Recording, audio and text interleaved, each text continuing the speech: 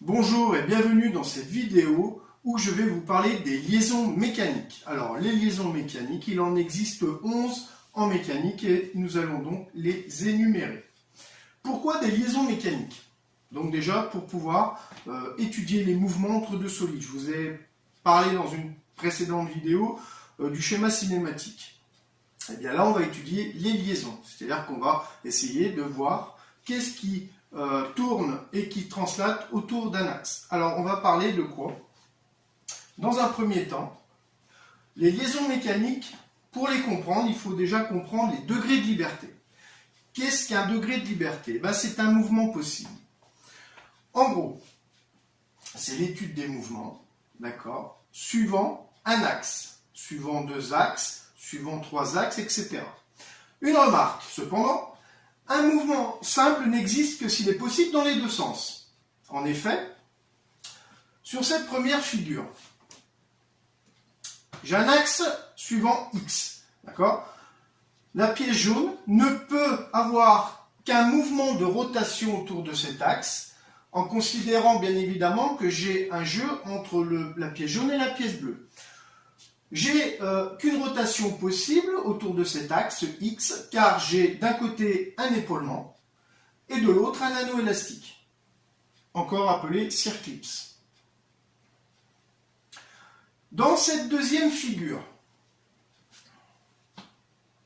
toujours sur l'axe des X, et bien ici, j'ai uniquement une rotation possible. Pourquoi? Parce que si j'exerce une force, un effort de ce côté-là, d'accord, je peux effectivement bouger ma pièce.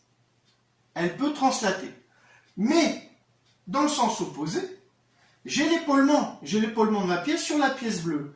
Je ne peux pas la bouger, donc ce mouvement ne compte pas. Donc ici, on dira que la pièce n'a qu'un mouvement de rotation autour de l'axe des X. On ne peut pas donc translater. Sur cette troisième figure, toujours sur l'axe des X, nous avons une rotation possible autour de X. Nous avons alors effectivement ici, si j'exerce une force sur ce côté de la pièce, eh bien elle va bouger en translation. Étant donné que j'ai un jeu aussi opposé, ici, entre mon épaulement et la pièce bleue, j'ai un jeu. À ce moment-là, le mouvement est compté comme une translation possible. Les liaisons mécaniques. Alors, les liaisons entre deux solides, c'est l'étude des mouvements possibles entre deux solides. Ici, la liaison, alors c'est l'animation en fait sur ce repère, d'accord, en X, en Y et en Z.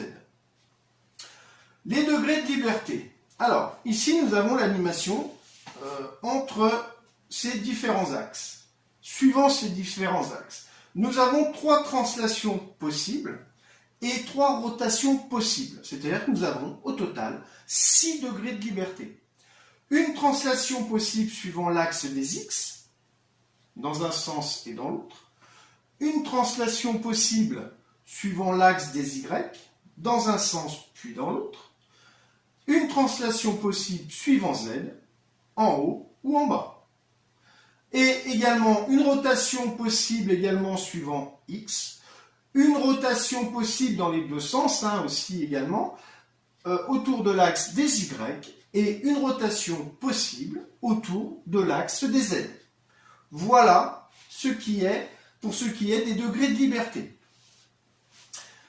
On va voir les différentes liaisons. La première, la liaison encastrement. La liaison encastrement, ici, nous avons deux pièces qui sont soudées l'une par rapport à l'autre. Nous n'avons donc pas de mouvement possible.